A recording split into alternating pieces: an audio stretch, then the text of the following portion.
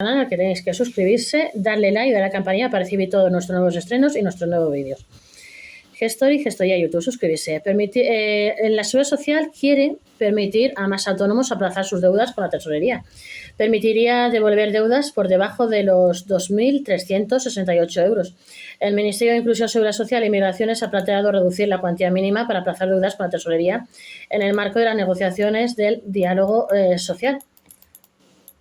El Ministerio de Seguridad Social ha propuesto en sus negociaciones con las asociaciones de autónomos permitir aplazamientos de las deudas para cuantías inferiores al límite actual. Hoy en día, la tesorería deniega los aplazamientos con importes inferiores al doble del salario mínimo interprofesional SMI en vigor en cada momento, es decir, inferiores a 2.368 euros con base en el SMI vigente en estos momentos.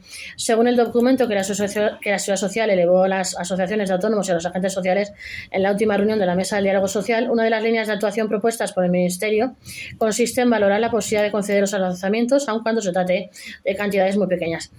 Hay veces que son deudas pequeñas, así que la idea es que se puedan solicitar con aplazamientos, aun cuando la cuantía baje de esa cantidad. El límite mínimo para los aplazamientos se encontraba en el doble del SMI. ¿Cuáles son las condiciones actuales de los aplazamientos de deudas con la Seguridad Social? Y la propuesta también plantea no efectuar el pago de deudas inferiores a 6 euros. El límite mínimo para los aplazamientos se encontraba en el doble del SMI. El Ministerio de Seguridad Social ha lanzado esta proposición en el marco de las negociaciones con las asociaciones de autónomos para revisar los resultados de la primera regularización de cuotas, tal como se estableció en el Real Decreto Ley de Cotización por Ingresos Reales, unas reuniones que tienen como fin establecer las cotizaciones para los autónomos de los próximos años. Entre las primeras líneas de actuación propuestas por la Seguridad Social se encuentra esta reducción del límite mínimo para los aplazamientos, que actualmente se encuentra fijado en el doble del salario mínimo interprofesional SMI.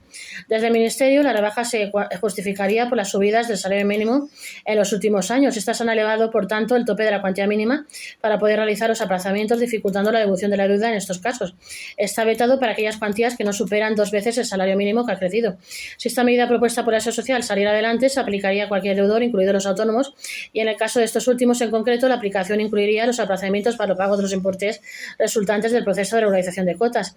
La normativa viene recogida en el artículo 35.6 del Reglamento General de Recaudación de la Seguridad Social. Se denegaron por norma general las solicitudes de aplazamiento cuando el importe de la deuda aplazable no supere el doble del salario mínimo interprofesional mensual vigente al momento de la solicitud. Según la propuesta, esas subidas que se han ido produciendo en los últimos años han provocado que esta previsión normativa de aplicación general haya dejado de responder a la premisa por la que se incluyó en la norma, para convertirse en una condición gravosa para los deudores. En ese caso, el Defensor del Pueblo se había pronunciado sobre esta cuestión en múltiples ocasiones. Se propone la modificación de dicho precepto, fijando una nueva cuantía más reducida a determinar que sea de aplicación a todos los deudores, según señala la propuesta del Ministerio. ¿Cuáles serían las condiciones actuales de los aplazamientos de deudas con la Seguridad Social? Pues los aplazamientos permiten autorizar el abono de deudas con la Seguridad Social fuera del plazo reglamentario de pago establecido con el devengo de intereses. Cuando se cumplen las condiciones requeridas, se otorga al deudor esta posibilidad, pasa a ser considerada corriente de estas deudas.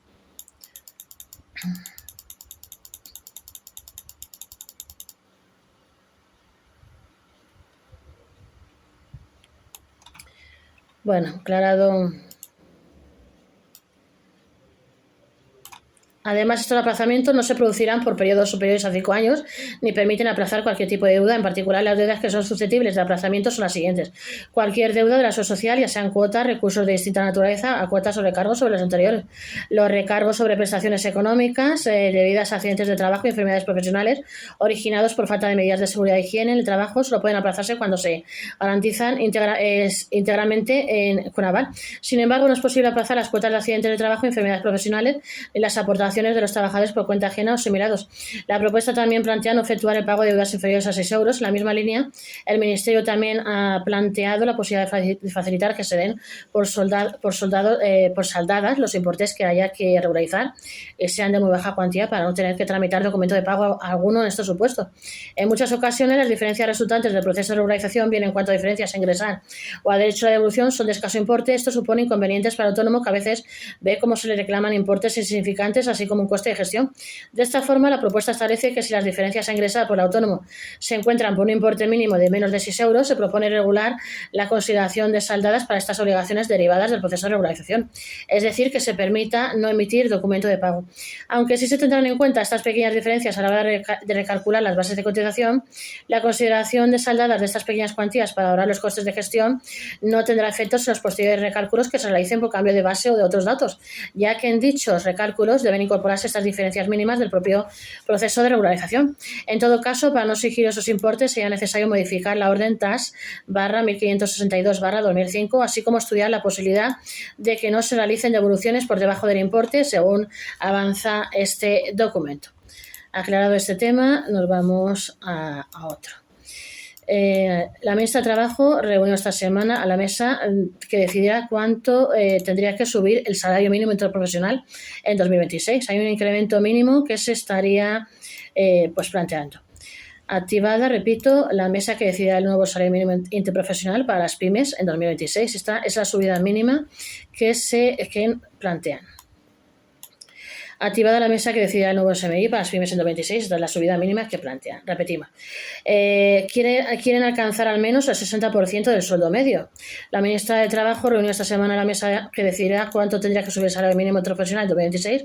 Hay un incremento mínimo que se estaría, en este caso, planteando. La ministra sigue de Trabajo con su empeño de aprobar un nuevo salario mínimo interprofesional SMI para 2026. De aprobarse, supondrá una carga más en la larga lista de costes laborales que soportan los autónomos y empresas con empleados. De hecho, esta semana se activó la mesa seleccionados por el Gobierno encargada de decidir de cuánto será esta vez la subida.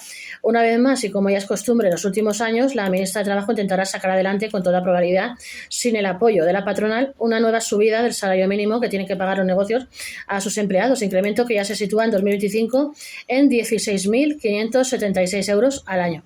Esto supone unos costes aún más elevados para los negocios, contando cotizaciones sociales, pagas extras y otros conceptos distintos al sueldo. Al margen de las subidas que propongan los sindicatos, que rondarían un 4%, y las que decida la mesa de expertos, se sabe ya ahora mismo que habría un umbral mínimo para establecer el aumento del 60% del sueldo medio en España. Alcanzar e incluso superar esta referencia sacada de la Carta Social Europea es uno de los principales objetivos del Gobierno en esta legislatura.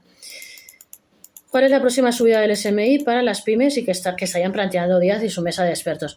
A día de hoy, el Instituto Nacional de Estadísticas INE todavía no habría hecho públicas las cifras oficiales y definitivas del salario medio en España este 2025. Por lo tanto, no se podría saber con exactitud cuál sería exactamente el dato que usará como referencia la mesa de expertos para establecer el incremento del SMI en 2026. Ahora bien, según las últimas cifras publicadas por el INE, marcaban el sueldo medio en España hace apenas un año y medio en unos 28.000 euros brutos al año. Esto es unos 2.333 euros mensuales. Varias fuentes calcularon que ahora mismo la cifra del salario medio, a falta de que la mesa haga público los datos que está usando, oscilaría entre 2.350 euros y 2.450 euros brutos al mes. Para llegar a 1.410 euros, el incremento absoluto tendría que ser de 28,67 euros al mes. El incremento relativo tendría que ser de 2,08% sobre el SMI actual, y para llegar a 1.470 euros, el incremento absoluto tendría que ser de más 88,67 euros al mes. El incremento relativo tendría que ser un 6,42% sobre el SMI actual. La nueva subida del SMI que podrían pedir los sindicatos rondaría un 4%. En cuanto a la cuantía que solicitarán los sindicatos al Gobierno para la nueva subida del SMI en 2026, de momento, los secretarios generales de comisiones obreras y UGT no quisieron pronunciarse, aunque ambos coincidieron en la importancia de que esta alza esté por encima del 60% del sueldo medio en España, como solicita la Carta Social Europea. No obstante, el secretario confederal de la Asociación Sindical de Comisiones Obreras sí que estimó en una rueda de prensa celebrada la semana pasada que la subida estaría en torno al 4%.